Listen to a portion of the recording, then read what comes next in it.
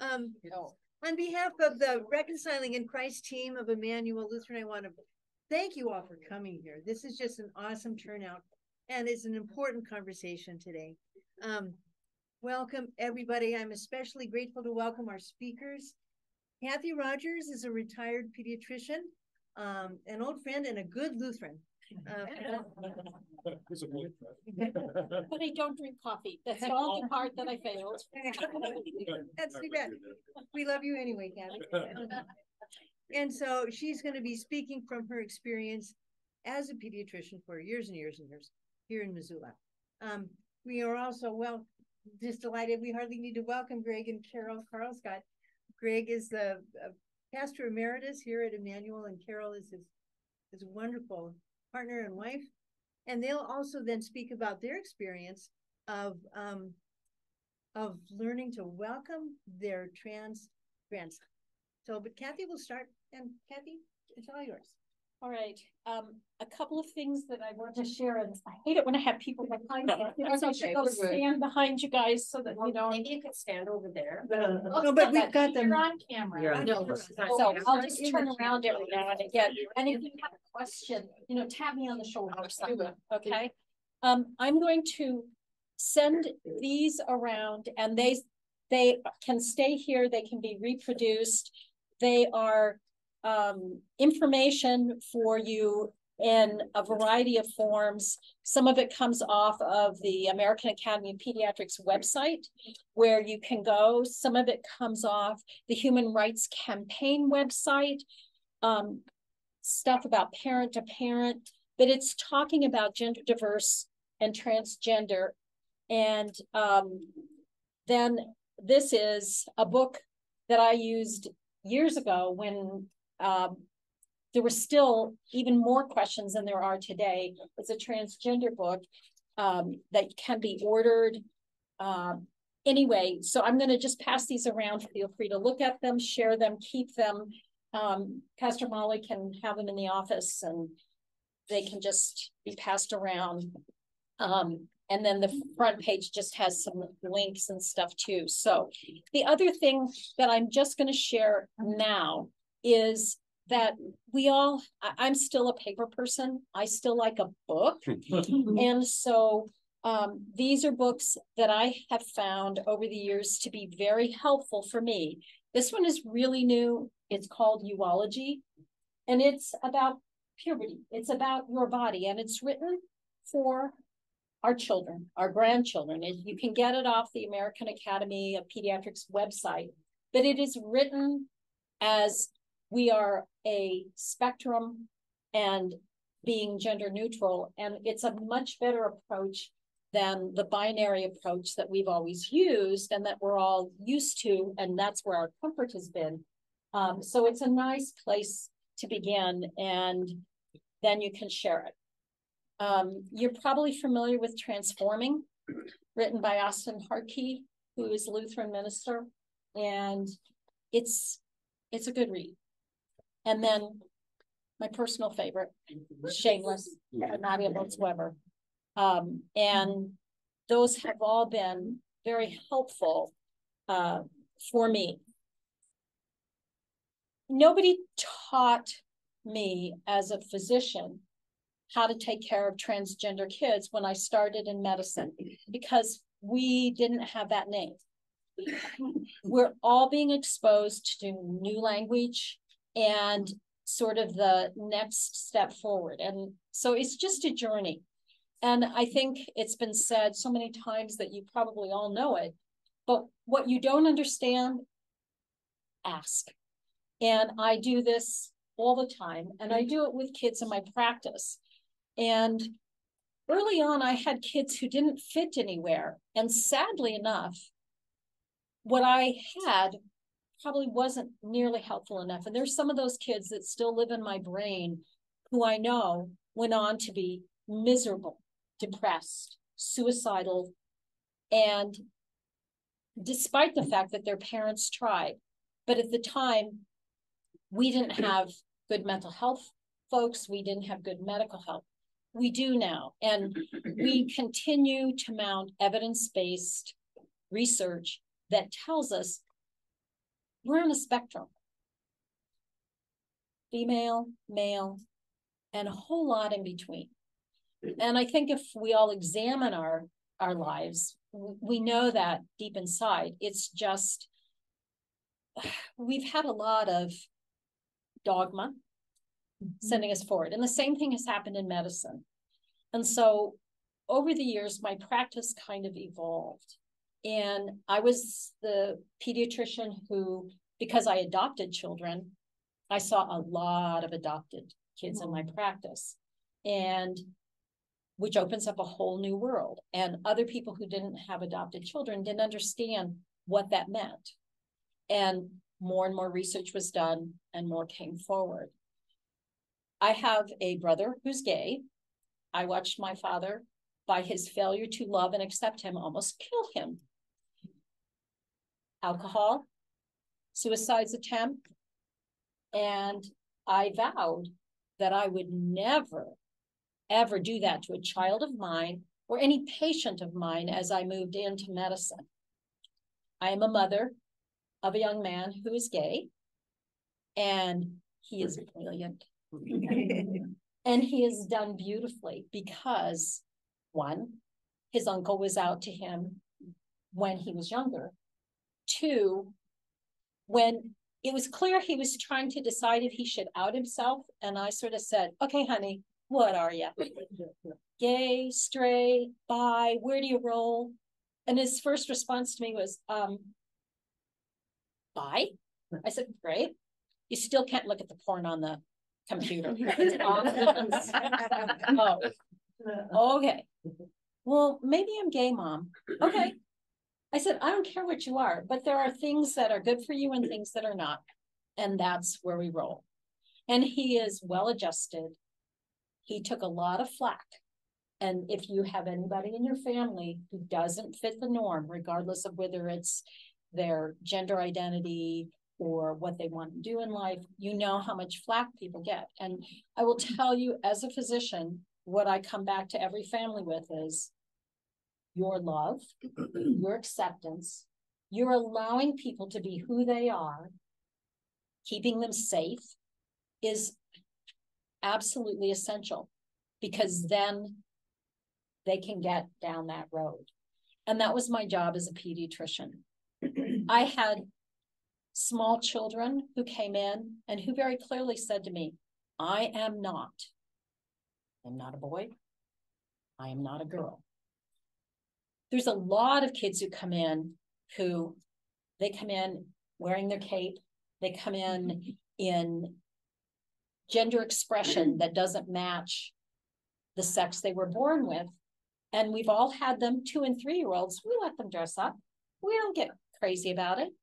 It's totally fine because we all have an expansive gender expression, and we need to let that play out. The statistics, and there aren't a huge number of statistics right now, but they're coming. And the statistics show, and I'm going to read it so I make sure I say it exactly right. In a couple of very specific studies looking at children who are gender expansive in their traits, 50 to 90% of those who are called female at birth end up being female in their gender identification, but they're gender expansive. They do not go on to be transgender. They might start out thinking maybe they are. They have to explore it. Just like we have to decide, do I want to grow up and be a pediatrician? Do I want to be a pastor? Do I want to be a truck driver? It's an exploration. 80% of assigned male at birth were not transgender adults, despite their gender expression and expressivity. So I think it's really important to remember that life is a process of learning. And the kids who come into you and say, I am, and they are absolute, they are in pain when they cannot be who they say they are. Those are the kids who may be transgender.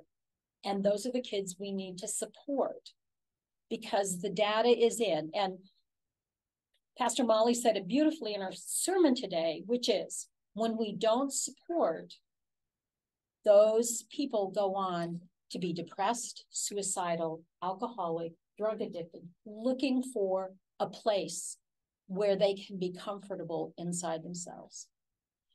And if most of you are probably a parent or grandparent, you know your kids.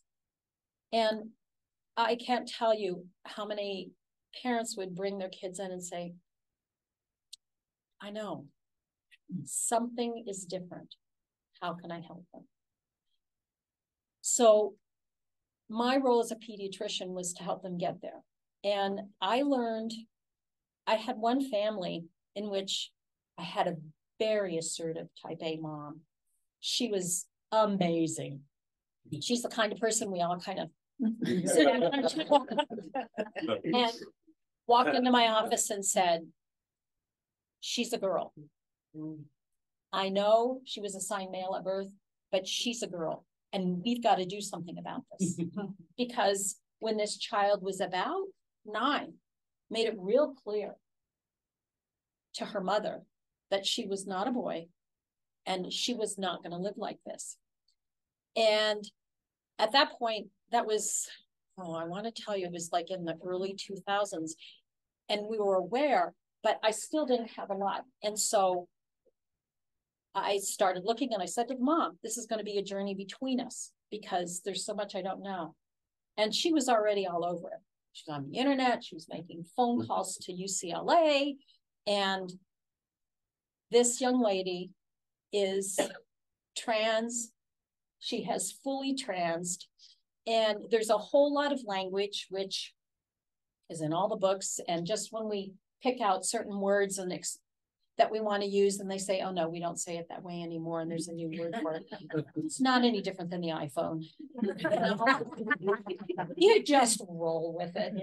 And if you do it wrong, you apologize, you ask how to do it, and then you move forward.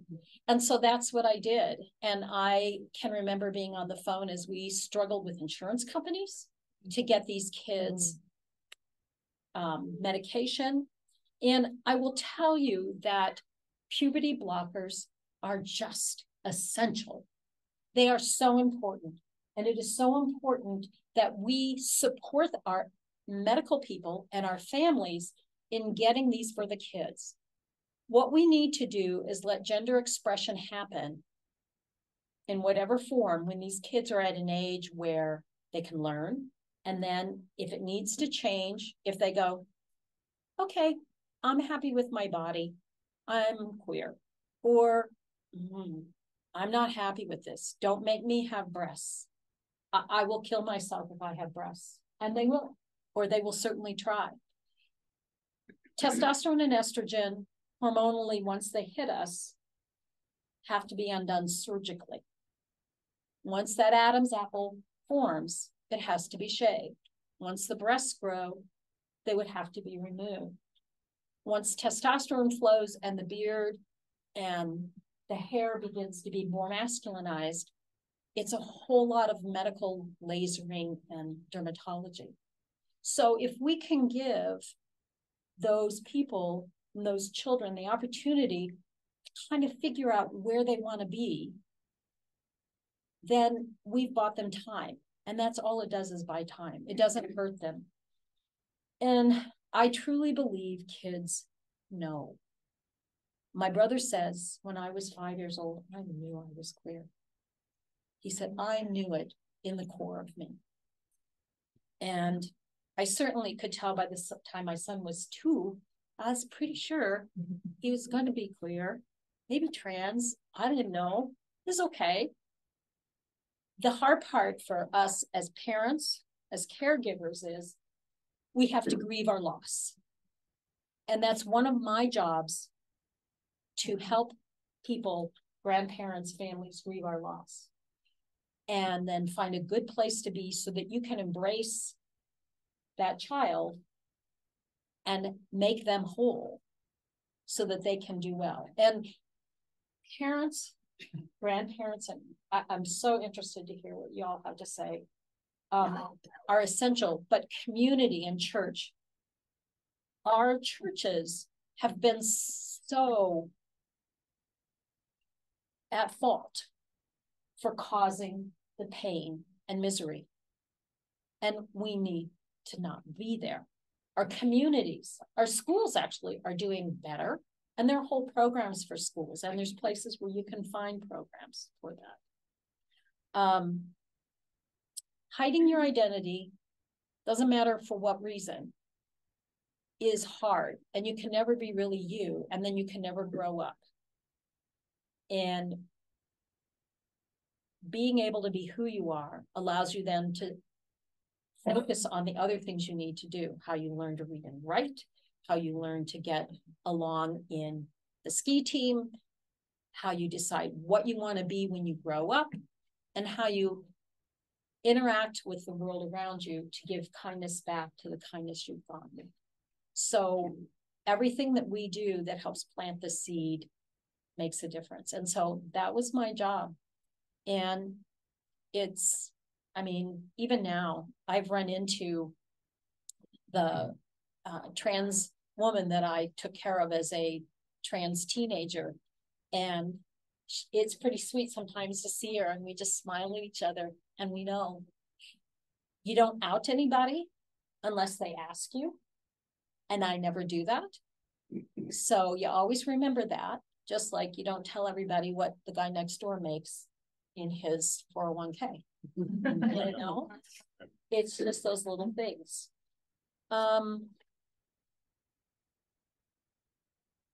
That's probably enough. Thank you. Yeah. Yes, thank you very much. I thought that one of the best things was the movie. I don't know if you have had a chance to read the movie. Gender Revolution. Right. I learned a lot of things from that I didn't know about. As babies are growing in the first 3 months, you would think as a nurse I would have known that. I didn't know that. In fact, when I went to nursing school, it was so long ago that it's amazing I knew how babies were born. And then you became a mother. And you know, you have to remember that I'm old. I come from the old school. I was brought up in the 50s and 60s. We didn't talk about things like that. I remember the first time as a nurse, a baby was born and everybody was wondering, is it a boy or a girl? That was, I mean, that shocked me to death. I mean, I just didn't realize that there was even any such thing as that. And I was pretty well versed in medical things, I thought. But as far as I feel for our own grandson, I've been going through that mourning process. I really am mourning our granddaughter. And I've had to get rid of some pictures, and we have some coffee mugs that he ends up using, and I have to get rid of those. I don't know what I'm going to do with them, but it brings it all back. You know, I don't want to see pictures of her because she is no more. She's a him. And I thought that when we went this last weekend, we were in Bozeman for our granddaughter's graduation, and David and his family came. And I thought, well, we're going to have a chance to really get to know Kai, because he came out about the time COVID hit, and we didn't know anything about what was going on, except that they wouldn't come. They didn't really talk to us. And we knew something was wrong, but we didn't know what it was. And he started out by saying he was non-binary. We had to use them and they, and that was not easy. I mean, I would goof up all the time. Especially for an English major. And that took a long time to go through. And then we found out that he decided that he was a he. And they had gone through some counseling as a family, and he is very lucky. It's a gift that he has the father and mother that he does, because they have been very supportive, more so than his grandmother. I keep thinking that if I could be with him more so I could get to know him as a person, because I keep thinking of that other person.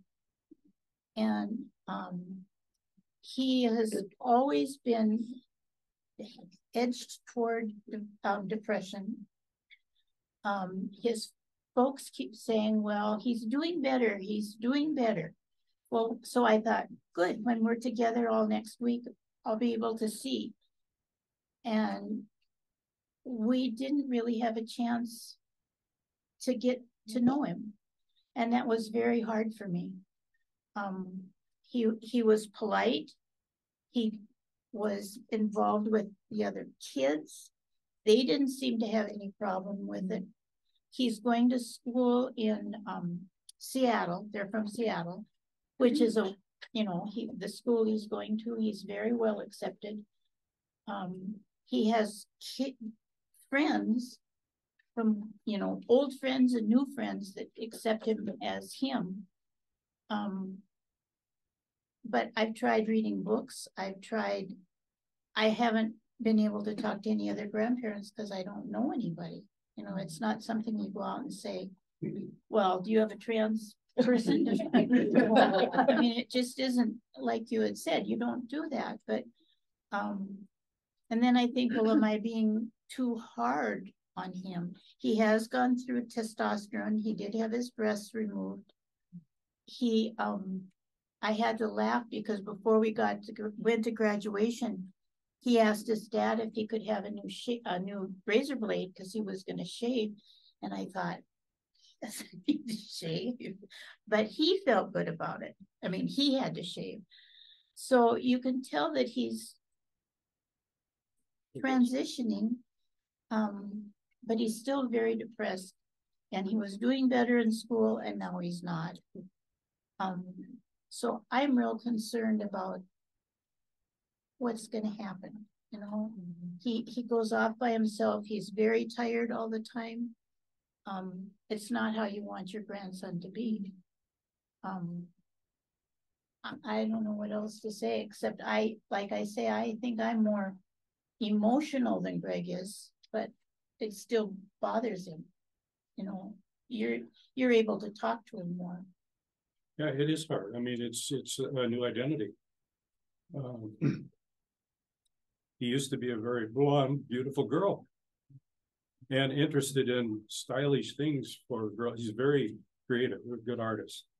And wow, now to see him as Kai, it's an adjustment. And we want to be supportive. We want to encourage, but I think, just because we haven't been around him that much, is very challenging. So we're looking forward to this summer when we can spend more time.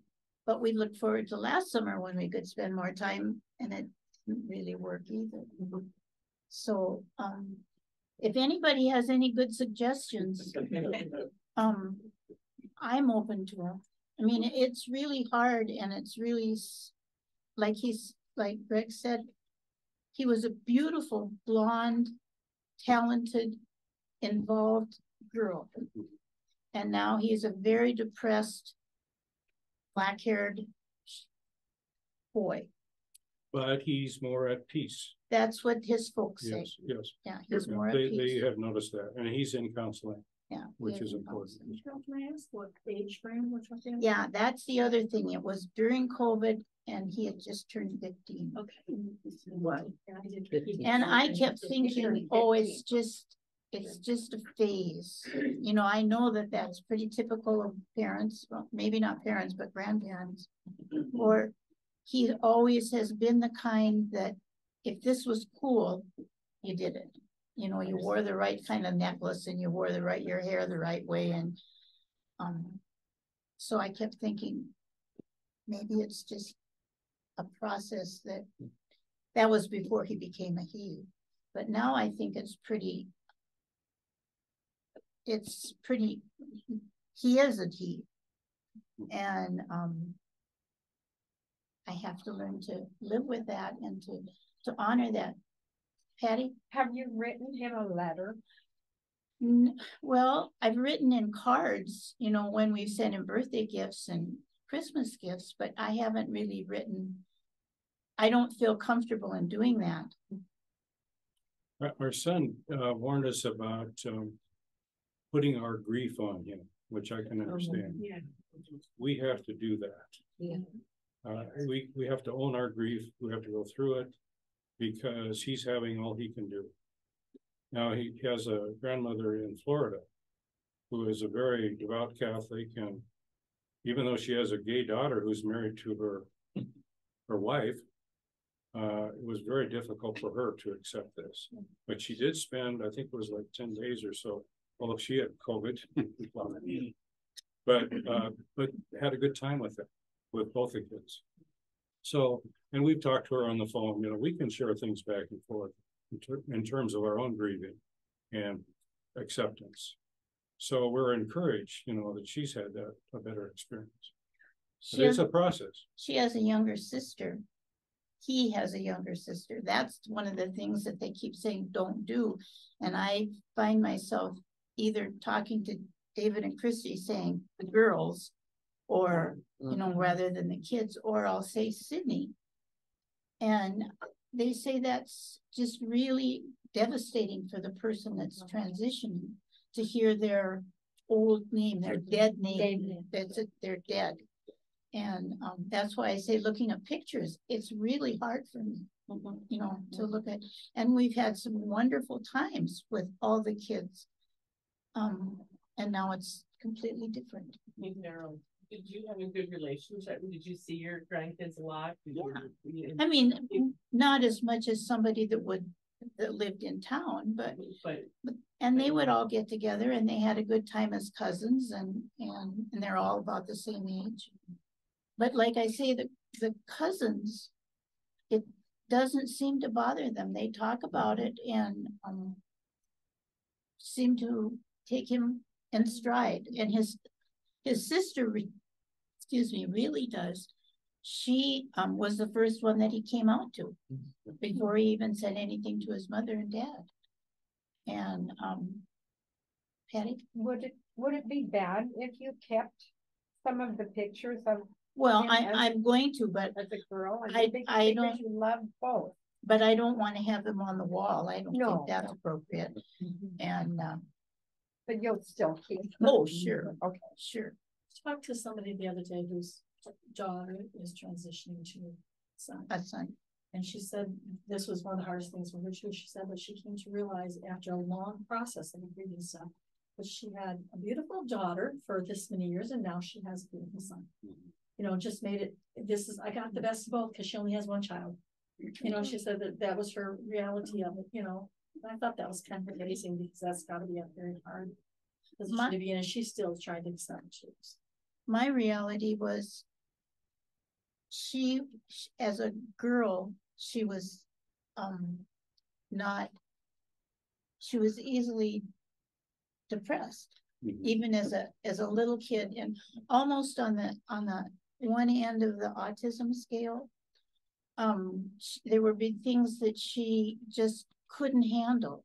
One of them was birthday candles. She would just go crazy with birthday candles, and mushrooms was another thing. Well, she kind of grew out of that. And she's a very brilliant artist, and she used to do girly art and make clothes for people, that kind of thing. Now he is have you heard of the Furbies? Yes. Furry or fur babies or fur bubs or anyway, he's very involved in that, which is hard for me to understand too. I mean, I'm too old. But I do think that we're trying and we love him. Yeah, we just don't know him, and it's hard to know how to let him know that we love him. Pastor and Carol. Yeah. My granddaughter, it isn't transitional, but she is a lesbian, And she was afraid to tell me, and she had her mom tell me, which was disappointing to me because I've always felt I was very approachable. And I told her mom the same thing I told Lena when I saw her. I said, nothing can change my love for you. I love you unconditionally. And so she knows it's a struggle for me, but it doesn't take away the love. And I just really wanted her to know that. And that's where I feel like I have not been honest enough, because it is really hard for me to love Kai as I loved Sydney, because I had a real relationship with Sydney and I have no relationship with Kai. And I feel guilty about that. I feel real guilty. And I want to love him, you know, unconditionally, but Is loving mean having certain feelings? I feel that loving means accepting who he thinks he is and being able to go with that at this point. But there are emotional feelings that don't go along with that. Maybe I said too much. I don't know, but it's been hard. Carol and Greg, some feedback that I would give to you is how you mentioned how Kai is very blessed to have the parents that he does. I think he's also very blessed to have the grandparents. As I sit here and listen for both of you to be able to accept to the point of referring to him as he, that is huge, just huge in my opinion. And the learning and the accepting, it doesn't happen overnight. No, you know, Kai has been processing, transitioning for a long time. You're just starting. And so part of it is, I believe, giving yourselves permission to not be perfect immediately, and that you also have a process of transitioning. But man, I applaud you for where you're at. I is very lucky. Well, I think of my father when I was in junior high, saying, he didn't look at me, I don't think. What do you know about the birds and the bees? I don't know, Dad. Well, someday we'll talk about it. Good talk. Wow. You know, I think of my role as a pastor, excuse me, in knowing gay people. That was a big step. And then there was a member in our church in another community who was born intersex, and I didn't even know what that was. I mean, she was a she now as an adult and was older than I. And in those days, it was really left up to the doctor and the parents to decide. It was easier to make her a female. She had parts of being a male and parts of being a female. And of course, surgically, it was easier to go that route. She was a large woman. She had a deep voice, and she had kind of an angry affect, but a heart of gold. And spent most of her time living at home with her mom. Looking back on that, I wondered what went on inside her in a binary world where in those days, people like that were freaks or certainly not accepted. And so we've come a long ways. I think my first exposure to this kind of issue was back in the 50s when the Danish fellow, what was his name? Chris became Christine, you know, was a trans woman. And wow, that was, you know, we joked about it and it was so funny, and but we're little did we know what we were in for. And you know, we're glad to share from our experience for what it's worth, especially when other parents or grandparents are going through the same path, because it is a journey. It is the death of one and the beginning of another person. Death and resurrection, really. I gave my first sermon on homosexuality today at St. Paul Lutheran Church. So I've come a long ways. But in that sermon, and this is brought out, I think, in that gender revolution, that there are 8 identities, gender identities in the Talmud, which is the ancient Jewish guide for daily life, using the law to apply to different scenarios. 8. And then we had an interesting experience just a month ago or so. That young man in eastern Montana who was wearing ladies' boots to school. He was going to a Catholic school, and they said no can do. So he transferred to Hardin, where he was accepted. And he's an indigenous person who regards himself as a two-spirit person. Yeah. You know, and that's been part of their culture for years, Yeah. generations, probably longer than, well, anyway. So a lot to learn. One of the things, if, as you've talked about this in the Katie Courig's documentary, near the end, when they interview the 2 transgender women, and one is Renee Richards, who is a tennis star. And I found that so telling, because they didn't agree with each other. Yeah. And that tells us that generational things do affect how we do things. And it's not that we're wrong. It's just that we're in a different place and we have to make that journey. So you have to honor that you came from a different place. You have a little farther to go in this journey, but that there's always going to be that different perspective. And I love that part, because it was just like, yeah. My grandmother and I went round and round about calling people Black versus a variety of other things, because I have a multicultural family. And she kept making comments, and I finally said to my grandmother, I said, you can either not say anything or you can say it right, but you can't say it that way anymore. And I know that she was totally affronted, but it was time for her to make that leap. And my sons, who are of color, were not going to say anything. They just dealt with it. And I was like, no.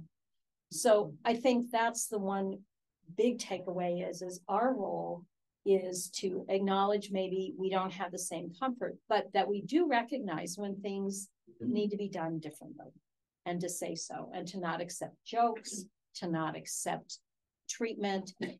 And I will go so far as to say legislation that takes away one's rights. It's huge. It's hard. I am not a political animal, but I do know that we all bear responsibility for making the world a kinder place. So what do they do with legislation now in the medical field in Montana? Yeah, it's, well, there's lawsuits going forward currently, and we have a fabulous woman, Lauren Wilson, who is currently the chapter president of Montana's American Academy of Pediatrics. It's a group that we have all belonged to, but she is a dynamite person, and she is moving forward. You'll see things in the paper that she has written, and it's, again, we need to be vocal. We need to not be the silent majority. We need to be the vocal. We don't have to be unkind, but we do have to be direct.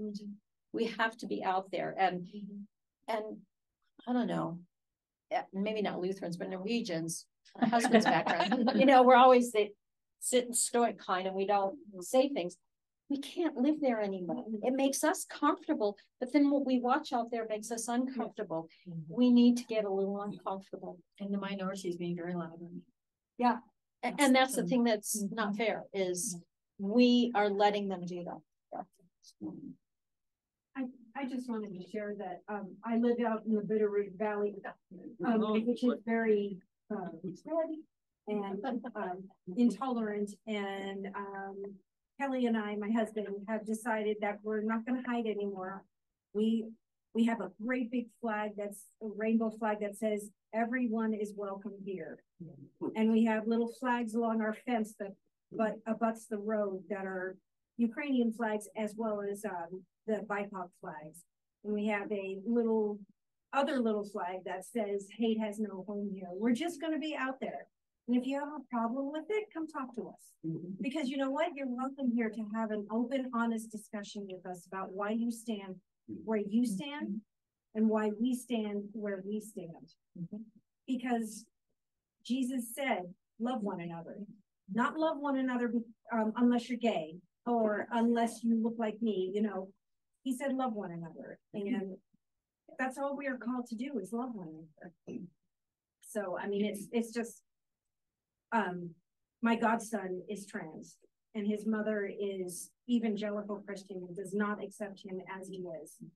She will introduce him as her son because he looks like a man, but she talks to him all the time about what he's doing is an affront to God.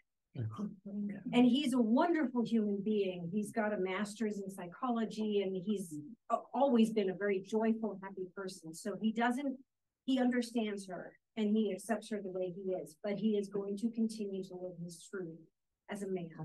And I adore him. He's a wonderful human being, good person in the world. And she's a good woman, but she is wrong. And we tried talking about it and she was practically crying. She said, I can't talk to you about this anymore. You're not following the Bible at all. Okay, fine. Let's not talk about it. I wasn't upset, but she was to the point of tears where she didn't want to talk about it. So it's just, I don't understand where they're coming from. Is basically how I feel. I don't know it. When somebody's transitioning, what kind of medical care do they is given? Genetic studies are they given, or Not typically. Not genetic studies unless there's some reason for that, but most of the time, no. So it's just if somebody's transitioning because they didn't know what actual gender they were, like baby who's born intersex, that baby does have genetic studies done, so that you know where they're at. But what the decision is if they're early, prepubertal, you would use blockers. So just based on your communication with that person and how they're feeling, or well, what we do is we do it before they hit puberty. So once you have a child who comes in and says, I am female, I know I look male, but I am female, then they will be seen by the specialist depending on where they want to go. And there's a variety of choices. We get them a counselor, we get the family a counselor, and then the diagnosis is made and the decision to start them on hormonal blockers is given. And we sometimes have to fight with the insurance companies and it's really expensive. Doesn't need to be, but pharma has its way with us. And then we put them on those. If they're already in puberty, we're at a different spot because you can put them on blockers so that you stop where you're at. But there is a point at which our body just says, and we all know it because we all experienced it. All right, here you go, down the path. And so the blockers help stop that. But we don't keep kids on blockers forever because it will affect their ultimate height, a lot of things. So there is a finite period of time, but that's the time then that you work with the family and make decisions about what to do. And some of the kids will stay on blockers or go on the hormones of choice. I'm going to be a girl. I want to be on estrogens. I want to grow breasts. And certainly if we give anybody estrogens, they will grow breasts. Hormones are pretty strong. I think your patients are very blessed to have you. And I'm wondering about the other pediatric doctors here. Are they as generous in their help for people coming in? The ones that I know that I have worked with, I am very comfortable with them. And I would tell you that Jennifer Reck, Dr. Reck, Dr. Hall, Dr. Allison Young, Dr. Sarah Halexa, in particular, Dr. Lauren Wilson. Yes, they are. And there are some of the other pediatricians who may not be as comfortable. I tell you, pediatricians go into pediatrics because we don't want confrontation. It's true. And so we don't go into adult medicine. We go into pediatrics because parents are about doing the right thing for their children. And so there tend to be people who are more open and relaxed. And the pediatric community in Missoula is excellent. We're connected up with both Seattle Children's, Portland's University Health at Children's Hospital. When I first started working with one of my transgender families, I worked with a pediatrician specialist out of UCLA, and she was amazing. So generally, pediatricians tend to be that way. And if for some reason you have a negative experience with your caregiver, or it's clear that they're so uncomfortable that they're still finding their way, then it's just okay to say, who would you recommend? Or word of mouth around here is pretty big. And then you just do a sidestep. And that's a great question. Do you ever find somebody that wants to transition and then changes their mind? There are relatively few, and the data really bears that out, that there are very few who change their mind. There are some, and it's not like they get all the way into it and have body changes and then wish they didn't. There are many who go through their gender expression phase and then kind of say, maybe I'm okay in this body. I just needed to check it out. I needed to see if it felt right. Unfortunately, for some of those people, they then get slammed by the trans folks. Not all of them, just, again, the people who do some of the worst things are the loudest. Yeah. And that's the problem. But no, most people who get to that point really want to be there. And if they don't, they'll tell you, and that's having the whole team approach makes a huge difference. And then Kathy, following up on that, having the puberty blockers for a while doesn't really impact the rest of their lives. If they explore for a while and they say, oh no, I think I am a girl after all, and we'll get off puberty blockers and then it starts. Exactly. Exactly. Yeah. Doctor, what about family practitioners? I got the same sort of question about how aware they are of these issues and how likely would they be to recognize the issue and perhaps refer a young patient from a family that they're seeing to see someone like you. That's a more broad, because some family docs don't do a lot of pediatric care. They do more adult care. And then some really have a very big pediatric practice, and they actually embrace that and do a nice job. And then they'll work directly with the specialty clinics. Again, it's that same thing. And it's pretty telling, at least in my practice, and this is the way we're taught, and we certainly do it now, is when I would see kids for their regular checkups, I would kick parents out. I have had parents leave with their child because they were not going to let their child be asked any questions by me without them there. And those are the kids who are going to have a hard time because their parents won't give them license to grow up. But I would ask the kids, okay, so where do you roll? Are you gay, straight? Are you bi? What's your gender? Where are you at? And it's amazing how many times I would get an answer that I know the parent didn't know yet. And so we would have that conversation. And so family practice docs, some docs do that, some don't.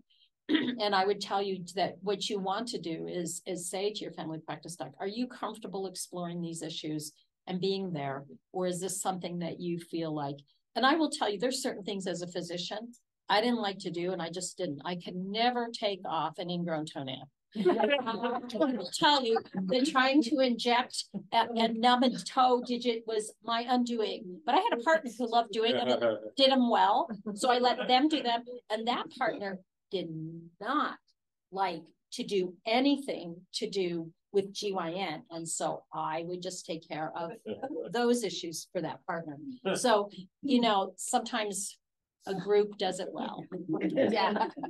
Thank you. Yeah. In thinking about providers, I'm wondering, in thinking about puberty blockers, how does that affect the neurological changes that are going on during puberty? Well, I know mostly it's not there. Yeah, frontal lobe. Yeah. Does that, so I know that right now we understand that that frontal lobe doesn't even kick in until almost 30 for our ADHD buddies. What's happening neurologically in line with the hormonal changes? I know for my students who have gone on testosterone, they've been like, I've had guys tell me, I don't cry anymore. And music it's cool, but it's different. You know, they definitely experience the world in a different way. Do we know much about the neurology of what's happening? I think you're talking about the neuropsych part more than anything. And we know some about it, but it's the estrogen testosterone effect and how it helps that wiring come together. And one of the things I was going to say for you too is 15-year-olds are hard no matter what. I mean, they grunt. The opposite is they talk constantly, but they never say anything. It's one of the two. And there's no in between. And so it's a hard age, that teenage time, no matter what. And then when you throw this in, and the kids who are on new hormones, some of them embrace it and they're almost euphoric. They're so excited to have this feeling.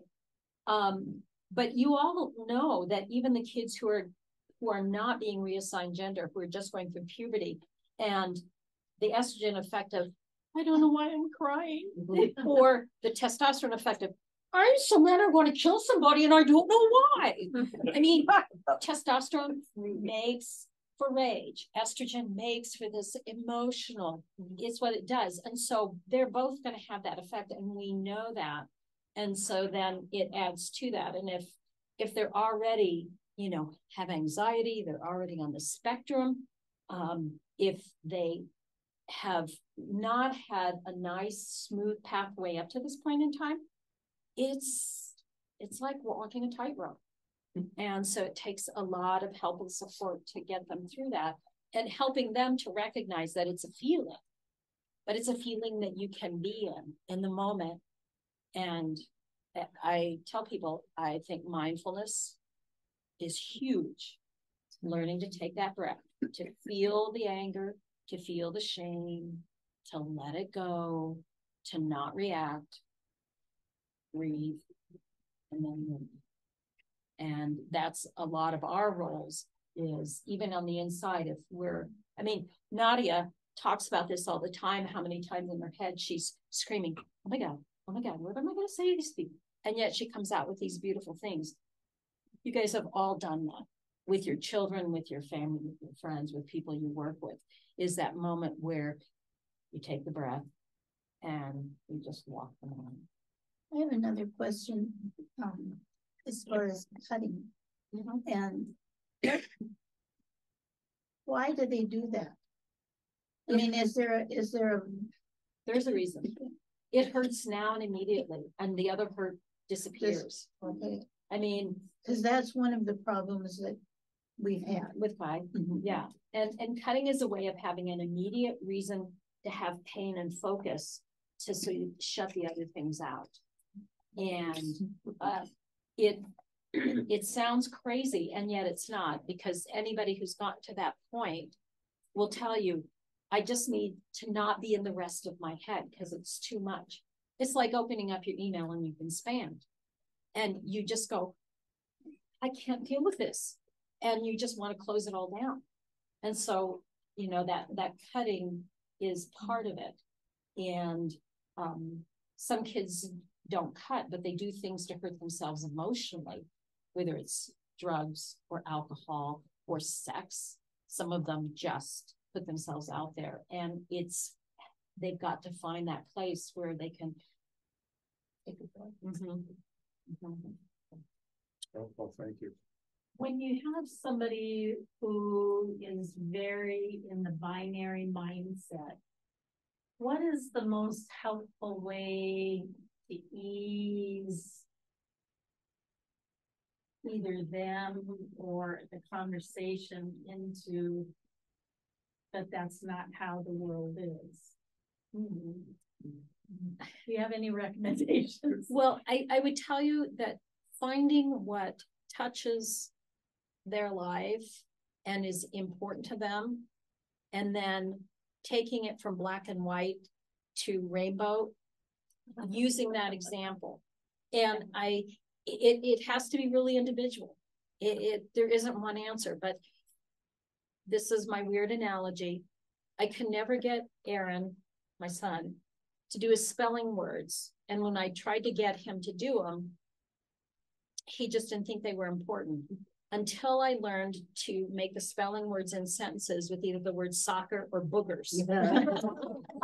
For whatever reason, that always made him laugh or focus, and he would do the spelling words in those. So it has to have a connection. And the more you know someone like that, and the more you know of them, you just find that piece that's really, it means something to them, and then create the analogy. And it isn't easy a lot of the times. You have to be incredibly creative. But if you can do that, you can oftentimes just take and move that fence post one over, and that's a win. And a lot of people, they're stuck in confirmation bias. So they'll just stick with the sources for them that actually fit what their narrative is. And it makes them really uncomfortable to step out and read something that doesn't fit in that confirmation bias of theirs. So you can find something small that takes them one small step outside of that. And then maybe add another little tiny step. Well, let's face it, we all feel most comfortable with like-minded people.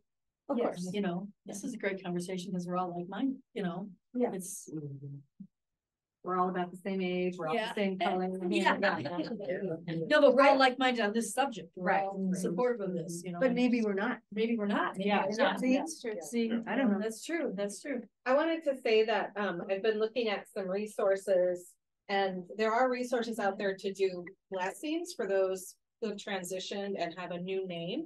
And it's a way to put the other name to rest and to claim the new name. And I think that kind of public ritual could be really healing, right? We do lots of rituals. We know that that's important. When someone dies, we've got to name it. When someone is born, you know, we baptize them, we pray for them. So I'm very open. If you want to talk with me, if you have a loved one or someone, like I could do it with your family, I could do it with just that person, you know, we could do it at home, or exploring kind of, I've thought about doing a bigger public one, offering it to the whole community or something. Those are kind of the things that I've been thinking, because like Pastor Greg said, it really is a death and a resurrection for everybody. And how can we all move through the grief to a place of joy and hope is kind of what we want to do. So we're curious about that. Thank you, Mom. I also think that if we can have information on the language, like when do you say queer? When do you say gay? When do you say, you know, all the other names? I know my husband is very uncomfortable with any of those. And so it's like, if we can somehow get the language. I have that down on that yellow board in the entryway. It's kind of like that. And that's actually a booklet that I can send to people, or that I can copy. I only copied the Lutheran scriptures one because I didn't want to use all the color toner. But we can buy those and have those available for people. Okay. I also love your analogy with the iPhone. You know, it's constantly evolving and changing. In my 4 years of learning, plus. Of learning this culture, this language, this issue. And yeah, my husband, who shall remain nameless, is still on a flip phone. He's so about going to something that his thumbs are too for. And so I think the other thing, Marilyn, is ask. Just ask. Bringing the word queries to be not a good. I know. It used to be and now it's been taken back. So has the B word. Some of us don't mind being one of those. Right. So you know, there's lots of things that are evolving and changing. And so I guess in conversation with a family member recently, I just said, let's be curious. Let's just stay curious. Maybe just ask. For sure, ask. Because a lot of people will just. Yeah. It's also okay to ask Google. Google Yes. has a lot of resources. I would say, I mean, don't like seek out the one queer person that's in your life and only ask them the questions. You know, you can just do a internet search, or maybe there's, you know, the RIC team here at Emmanuel is also a really good resource. If any of you wanted to talk to us or ask questions, we're always here for you. But yeah, Google is usually pretty good. It also doesn't get embarrassed. But I think asking the question also affirms and confirms your recognition of their dignity and their choice, and them as the person they now are. You know, the wall that evolves during because, you know, this grieving process and the death of one and the birth of another, I'm not sure I go along with that, because I think at the core of that person, there's a wholeness and a reality that's always been there. Yeah. And I want that recognized. I mean, if I were identifying with that person, I want my wholeness recognized. And I think that what's gender? The Romans passage that you used this morning, which is also in Galatians, obviously. You know, what does it count for anyway? Who we are as children of God. And I don't need to say that instead of pronouns, because I want to honor that too. But I think at the core of it all, and what's really important, is to give honor and dignity to the person that God created, who isn't, you know, affected by cultural changes or, you know, some changes. What drives me crazy is the cash register changes in stupid credit card. Anyway, I just think that it's a lot more basic and simple. Thank you. I think we've been here an hour, so I would propose that we dismiss, and if there's still interest, we can have Kathy back or someone else, or you can approach Greg and Carol. So thank you all for being here today. This is almost 40 people that have made themselves better allies and supporters of trans people and people of all different sexualities. So thank you. Thank you.